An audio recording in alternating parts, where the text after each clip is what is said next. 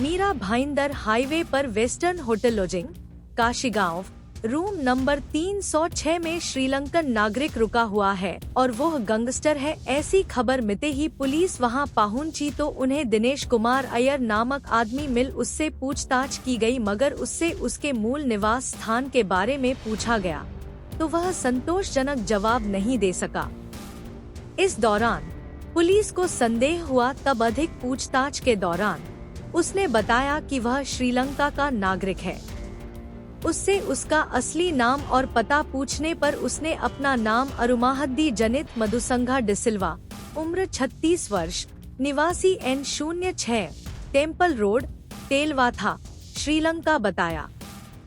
जब उससे भारत में आने का कारण और शासकीय अनुमति, पासपोर्ट और वीजा के बारे में पूछा गया तो उसने बताया कि उसके पास भारत आने के लिए कोई भी अनुमति, पासपोर्ट या वीजा नहीं है। उसने बताया कि वह 31 दिसंबर 2024 को समुद्री मार्ग से नाव के जरिए भारतीय तटरक्षक दल की नजर बचाकर तमिलनाडु में प्रवेश कर गया। इसके बाद तमिलनाडु से बस और ट्रेन के माध्यम से मुंबई ठाणे पहुंचा।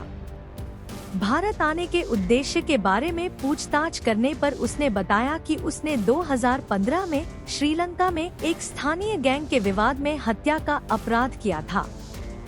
इस अपराध में दिसंबर 2024 में श्रीलंका की अदालत ने उसे जमानत दी थी। जमानत पर जेल से बाहर आने के बाद वह आश्रय के लिए भारत आया। इस पर विदेशी नागरिक को हिरासत में ले लिया गया। सर, एक हाल ही के दिनों में कोम्बिंग ऑपरेशन के दौरान पुलिस ने एक श्रीलंका के नागरिक को पकड़ा है। क्या है पूरा मामला, क्या इसके पीछे का पूरा है सर? 6 जनवरी को मीरा भाईंदर में ऑल आउट और कोम्बिंग ऑपरेशन चल रहा था। कोम्बिंग ऑपरेशन के दरमियान काशीगांव पुलिस स्टेशन की टीम वेस्टर्न होटल में होटल लॉजेस चेक कर रही थी, तो उनके लिस्ट में एक गेस्ट था दिनेश कुमार। इसके बारे में थोड़ा पूछताछ किया तो उसका कुछ बिहेवियर सस्पेक्टेड लग रहा था, तो उसको कब्जे में लेके डिटेल में पूछताछ किया तो उसने बताया कि वो श्रीलंकन सिटीज़न है और मर्डर के गुने में वो अंदर था। दिसंबर में उसका जामीन हुआ था और कोर्ट केस से और इससे बचने के लिए वहाँ से वो भाग के इंडिया आया था। सर, वो किस रास्ते से इंडिया आया, कैसे उसे आसानी से इंडिया में अलाउ किया गया? समंदर के रास्ते से वो इंडिया में दाखिल हुआ था। कोस्ट गार्ड की नज़रों से बचते वो तमिलनाडु में उतरा, फिर वहाँ से ट्रेन से मुंबई में आया था। सर, तो ये इसके ऊपर पुलिस किस प्रकार की कार्रवाई कर रही है? अभी उसके पास वैलिड पासपोर्ट, वीज़ा, ये दोनों भी डॉक्यूमेंट नहीं थे, तो वो पासपोर्ट्स एक्ट और फॉरेनर्स रजिस्ट्रेशन एक्ट के तहत उसके ऊपर मामला दर्ज किया गया है और आगे का इन्वेस्टिगेशन जारी है। सर, वो मीरा रोड में यहाँ पर रह रहा था, तो उससे कोई यहाँ पर लोकल सपोर्ट मिला होगा तभी तो इतनी हिम्मत कर पाया।